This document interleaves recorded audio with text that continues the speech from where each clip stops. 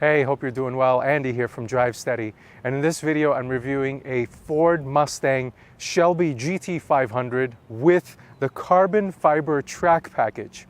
So listen up, the Shelby name is one of the biggest in the car industries, well, because of Carroll Shelby and the history behind him.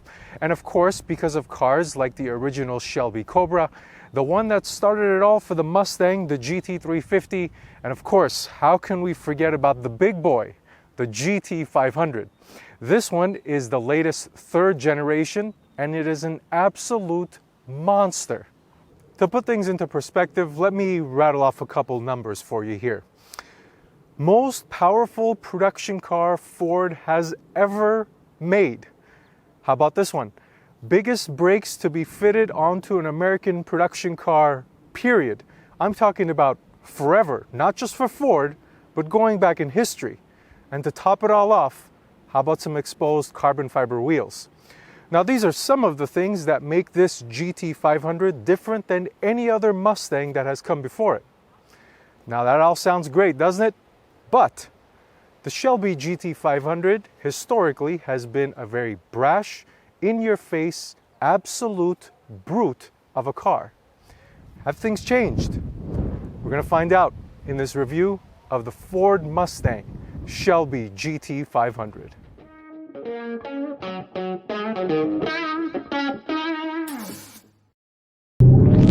This is from second.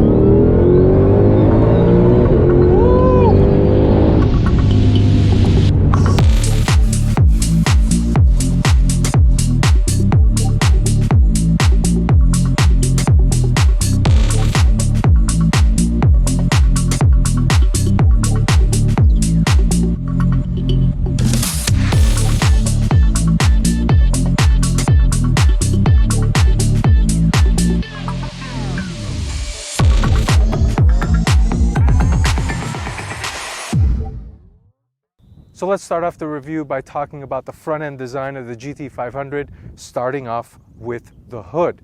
Now there are two things that I want to point out here that are cool and differentiating things between the GT500 and all the other Mustangs. The first thing is this hood extractor or this heat extractor. It is absolutely massive. It measures 31 by 28 inches. So if you can figure that, that's pretty big. There are these vertical slots that go across it. It just looks absolutely fantastic. This has a heat extractor functionality. In addition to that, it improves downforce. Separately, there's a plate underneath it that you can remove from underneath the hood by removing these bolts here. And it gives you additional heat extraction capability and additional downforce. Now the second thing are these hood pins. Now these are things that call back to the original muscle car era and they're really cool. I'll show you how they work when I talk about the engine, but know that they hold the hood down securely because the Mustang does have a little bit of a tendency to flutter, I guess the hood does, at higher speeds. And of course, those hood pins make a humongous difference for a car with this much horsepower. The next thing I wanted to talk about and compliment is this color. It's called Rapid Red. It's a $395 option and it looks absolutely stunning. My favorite color on the GT500 is Grabber Lime, but I gotta say that this would be a very close second place. It looks stunning in person, especially underneath the sun. It's got this metal flaking, just really, really nice color. Next, let's talk about the headlights. Now, these are the same headlights you see in the Shelby GT350, and they're the pre-refresh, and I like that Ford is differentiating between the Shelby models and the GT models. They're a xenon headlight, and they have the traditional 3-beam running LED lights, which give it a little flare up front. Next, let's talk about this grille. Now, this grille is allowing 50% more air compared to the GT350. Of course, the GT500 has a lot more horsepower, so it needs all of that air. As far as the design goes, now this is a controversial piece because a lot of people prefer the cleaner look of the GT350. I gotta say, I don't really believe that. I think the GT500 looks aggressive. It's suited for the nature of the car, and the design, the way it's cut, is a throwback to the original GT500, so it looks really nice. All right, now let's wrap up the front end by talking about the lower front bumper. Now there's 3 sections here, and all 3 of them, I'm happy to say, are functional. They're all sucking in cold air. There are 6 heat extractors on the GT500, and that is to help it stay cool, of course, with the motive of it producing continuous amounts of high horsepower for those of you that track the GT500. Now, high horsepower cars like this one have a crippling effect of overheating, but Ford wanted to make sure that this thing was properly cooled. Next, let's talk about the front splitter. This is something you would see similar to what you get in a GT350R, but because this is a carbon fiber track package equipped car, you get the side wickers, which give it that much more aerodynamic downforce. Now, Ford took things seriously up here. They have neutralized the front end. There's very little to no lift on the front end of the GT500, and that's a sign of things changing. All right, now you're looking at the side profile of the GT500, and even from this angle, it's got an aggressive nature. When you look at that high cowl hood, the carbon fiber wheels, and the carbon fiber wing we're going to talk about in a second. But the difference between a Shelby and a regular Mustang is that they have wider front and rear tracks. Now in the Shelby GT350, there are side vents, but in the GT500, there are no side vents. They're substituted by a large Cobra logo, which is a really nice touch. Next thing, as far as the ride height goes, the Shelby GT500 is on the lower end, but it's not really low. I would say the Porsche GT4, the Cayman GT4 that I just drove, is lower than the GT500, but that's not a bad thing because the owner tells me that that helps in going up steep driveways because the GT500 does have a pretty aggressive front splitter. All right, now let's talk about the wheels, brakes, and tires of the GT500, and there's a lot to talk about here, so let's jump right in. Starting off with the tires, because this is a carbon fiber track package car, you get the Michelin Pilot Cup 2 tires. Now these are the ones that have very little tread on them. They're the stickiest tire you see on most of the higher performing sports cars out there, and no surprise, you see it on the GT500 here, and they're a 305 section in the front, 315 in the rear, so it's a really meaty tire. Next, let's jump to the wheels. Now these are the highlights of the GT500 track package. So these are carbon fiber wheels. They're exposed carbon fiber. You can see the weave, and it's absolutely beautiful. They're made by Carbon Revolutions, is the same company that makes the GT350 wheels, the ones you find in the Ferrari 488 Pista. So this is a high-end wheel, and of course they're very expensive, but the even more impressive thing about them is that they only weigh 17 pounds. Now why is that impressive? Because the GT350 wheel weighs the same. Now, the GT350 wheel is only 19 inches. This one is a 20-inch wheel. So it's really impressive that Ford, or Carbon Revolution, was able to make a bigger wheel the same weight as what you see in a 19-inch wheel. As far as inside the barrel, before jumping to the brakes, you'll notice that there's a white coating inside them. You'll be asking yourself, what the heck is this? Why is it white in there? Well, that's for thermal capacity, or to make it thermally efficient. This is NASA technology. They use it on rocket ships to cool the thrusters on spaceships. So you see that on the inside of your GT500 wheel. Next, moving inside the wheel barrel, you have the biggest brakes to be fitted onto an American production car, period. They are 16.5 inches in the front. They're being bitten onto by a humongous Brembo caliper that is 6 pistons. In the rear, it's 14.6 inches with a 4-piston brake, or brake caliper. And I have to say, I had seen the GT500 brakes before, but seeing them now for the second and the third time, they're just astonishingly huge. You see them in person, it's like this larger than life thing on the GT500, and it suits the carbon fiber wheel so nicely. So as far as the wheel, tire, and brake package on this GT500, serious performance here, lots of technology. So you're getting a pretty good deal when you're paying $18,500, considering the amount of technology and advancement that goes into this package. All right, now we made it to the rear end of the GT500, and of course, because this is a carbon fiber track package equipped car, you get this massive wing out back. So let me give you some details here. This is a full carbon fiber wing, and it looks really nice in person.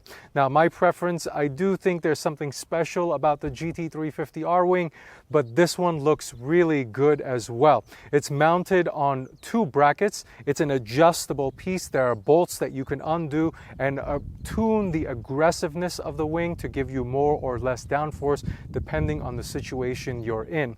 It produces 550 pounds of downforce at 180 miles per hour. Now, because of this wing, the Shelby GT500 is limited to 180 miles per hour, but I don't think anybody's complaining about that. To be honest, top speed isn't as important as it used to be. But this wing is functional. It looks good in my opinion. It's not too aggressive. It's not over the top where it's just mounted up so high. I think it flows really nicely with the design of the GT500. All right, now the rest of the rear end, and because this is built on a regular Mustang platform, let's talk about the trunk space. So there's a button on the interior, there's a button on the key, and then there's also a button right here on top of the license plate. You open it and you're greeted with a pretty impressive amount of trunk space, and that's the benefit of having the GT500 be built on the regular Mustang platform. It's not a big opening, but it is very deep. You can easily fit 2 larger pieces of luggage in here and extra duffel bags if you really wanted to. So you should not have any problems traveling with this car on a weekend getaway or even using it as a daily driver. Now, as far as closing the trunk, I'm a little disappointed there is no grab handle because the GT500 does have a gloss black rear deck lid, and the oils on your palm or your fingerprints do show up pretty intensified, I guess, for the lack of a better term. But you close it, nothing really special there. Next, let's move to the taillights. Now remember, in the front it's the pre-refreshed headlights, but in the rear you get the refreshed taillights. Now this is a differentiating piece between the GT350 and the GT500. Now, if you ask for my opinion, I think these look much better than the pre-refresh. They look much cooler and much more modern. I wish my GT350 had them.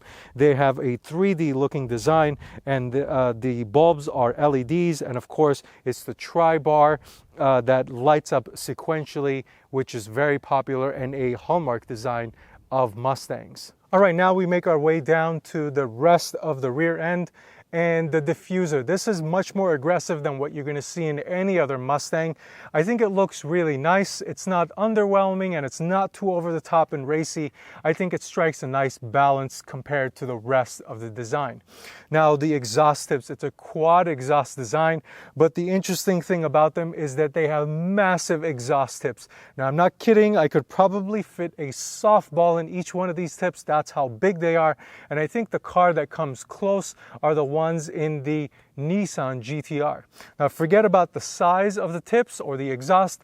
Let's take a listen to what they sound like.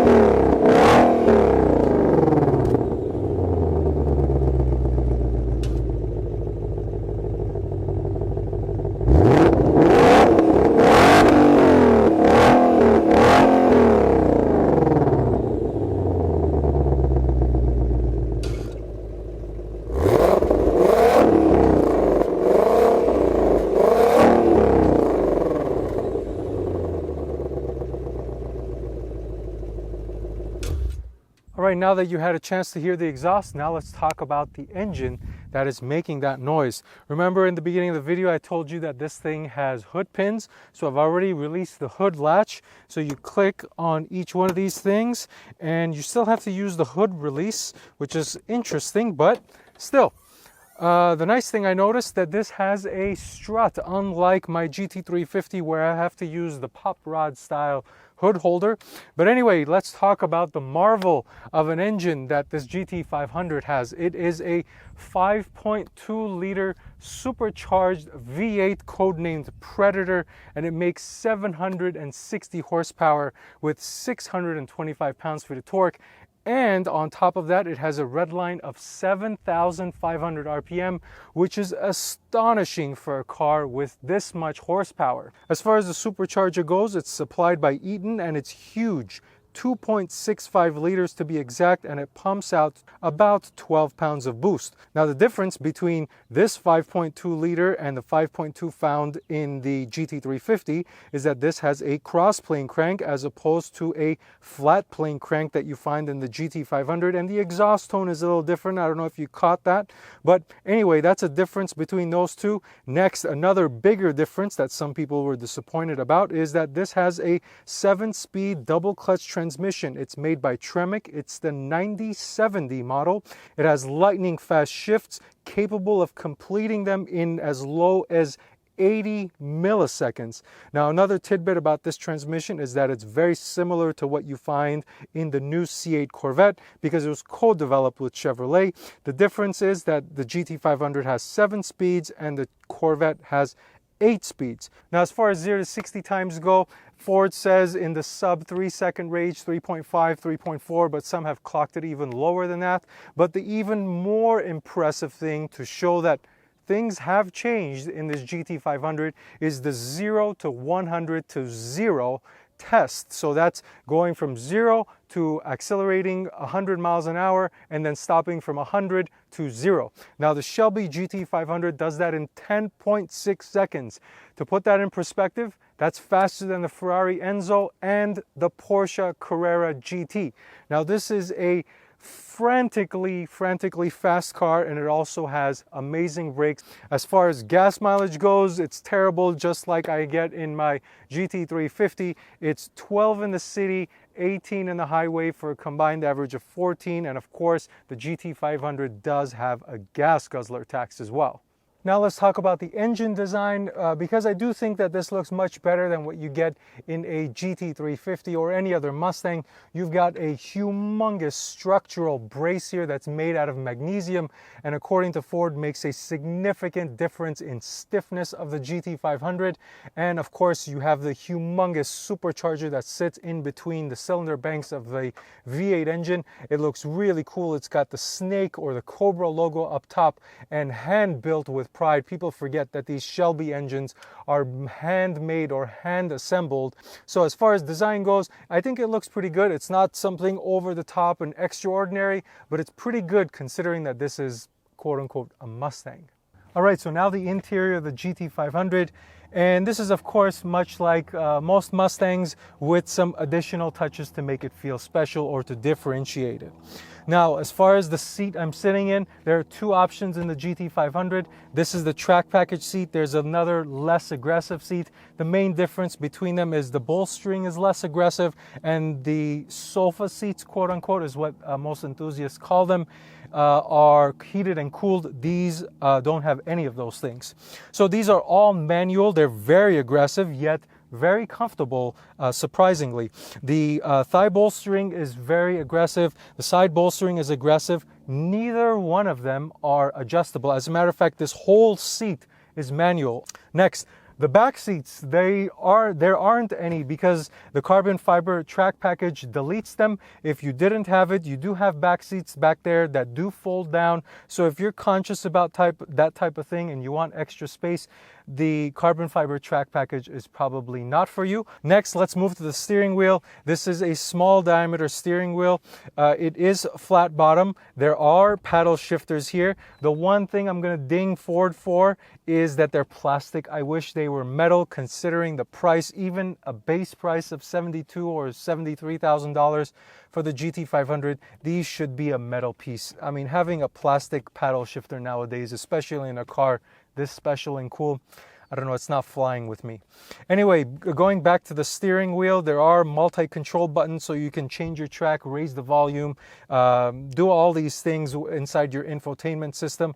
And separately, you have buttons that help you control your drive modes and your suspension settings. So you have the little Cobra logo that toggles you through normal, sport, track, drag, slippery, all these different modes that are available in the GT500. And of course, you have a separate button for your suspension and a separate button for your steering feedback.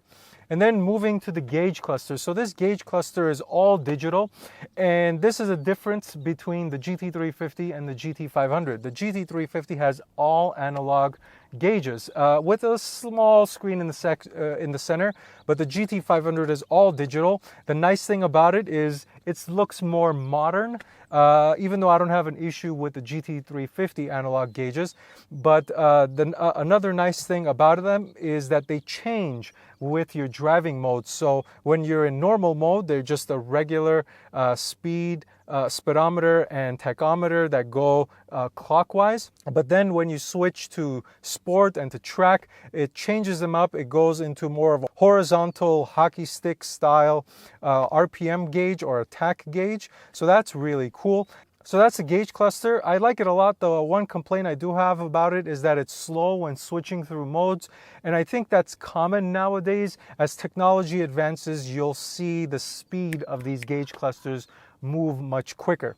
Now let's move to the rest of this interior. The dash is covered in a carbon fiber piece as a part of the carbon fiber track package. Now I highly recommend this carbon fiber piece either in this package or independently as a standalone, because I have seen the one without the carbon fiber and I think it looks a little, I don't know, weak or out of place. It's not visually pleasing. I didn't like it that much. Coming down here, you have a familiar Ford Sync 3 infotainment system. Now, Sync has improved vastly over the years, and this is a very responsive unit. It is touchscreen.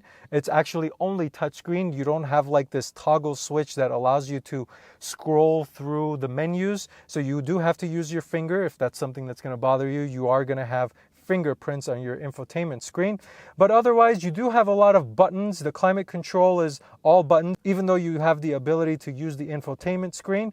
Everything can be controlled via the buttons. And coming down further, you have the engine start stop button. So this is really cool. And then you have a row of toggle switches, the hazard, the traction control, and of course the exhaust mode button, which is really cool, and then the drive mode button, which gives you an easy ability to toggle through these things. That's really nice.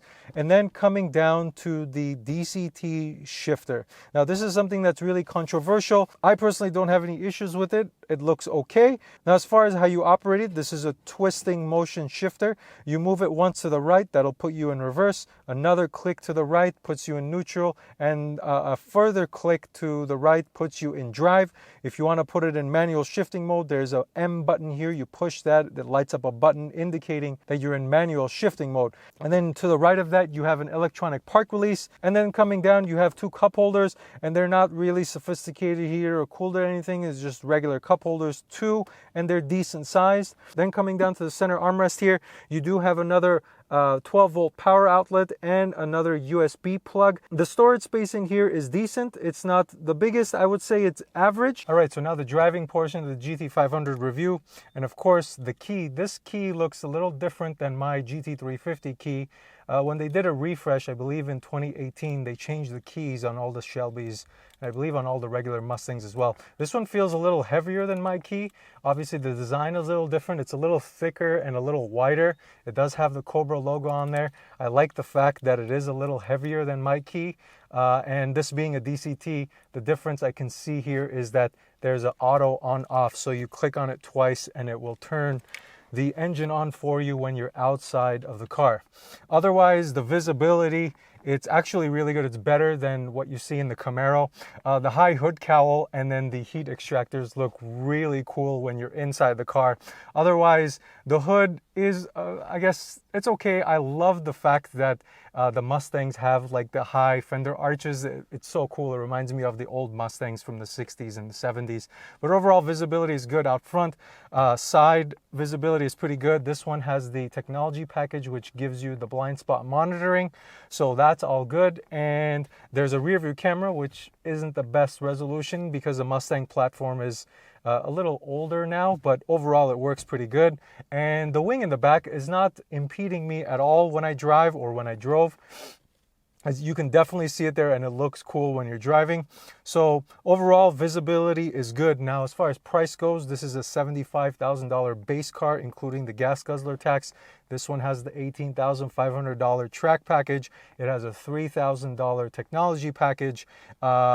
There's one thing that it does not have, and that's the painted stripes or any stripes in general. That's $10,000 or $1,000 for the vinyl stripes. It's got the $395 Rapid Red paint. So this car is roughly a $100,000 car, or very close to it, in the high 90s. Not counting any markups that people had to pay. So that's pretty much the visibility and the price. Now let's turn this thing on and go for a drive. All right, so I've come to a different location where I'll get a better idea and a better chance to see what the performance is of this GT500. So let's go ahead and turn this thing on. And the exhaust sounds really nice, actually.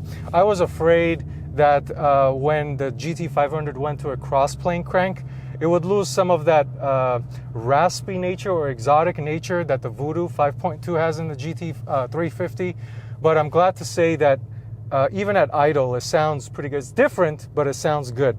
So let me turn the toggle or the knob here to D, release the parking brake, and let's get going. So the engagement of the DCT is actually really good. I like it. It's very smooth when you're going from a stop, and as I display here, even when I'm driving aggressively, it's very, very engaging and very smooth. Immediately I'm going to come out to a straight road. I'm actually going to put it in manual shift mode, and let's put it in sport. Let's put the exhaust in track, and it opens up. Let's go.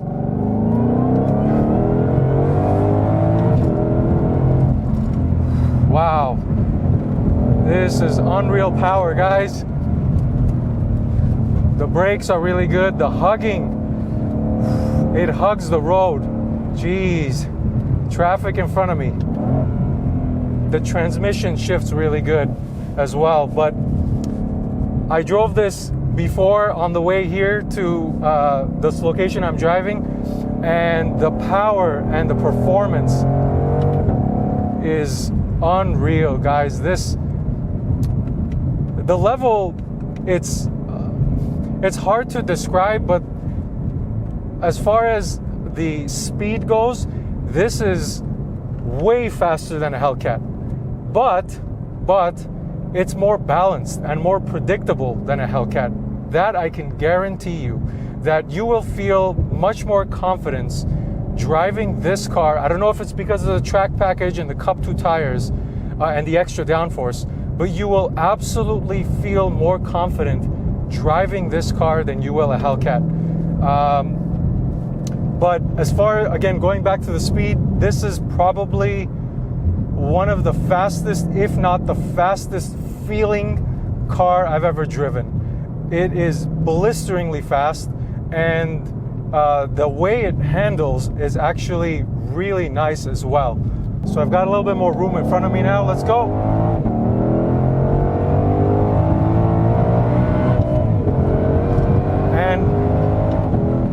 And the transmission, when you're in manual shifting mode, it will not upshift or downshift for you.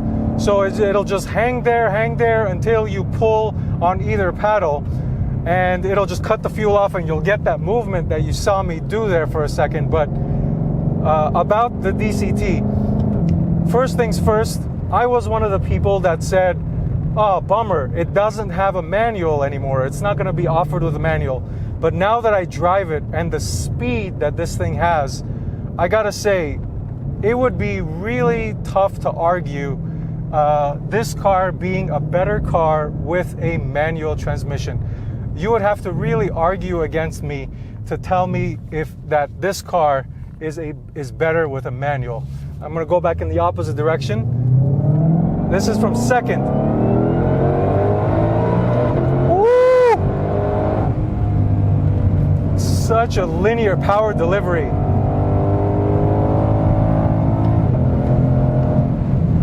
I'm going way, way, way too fast. But it's so balanced, it's so predictable. It feels so good, confidence inspiring.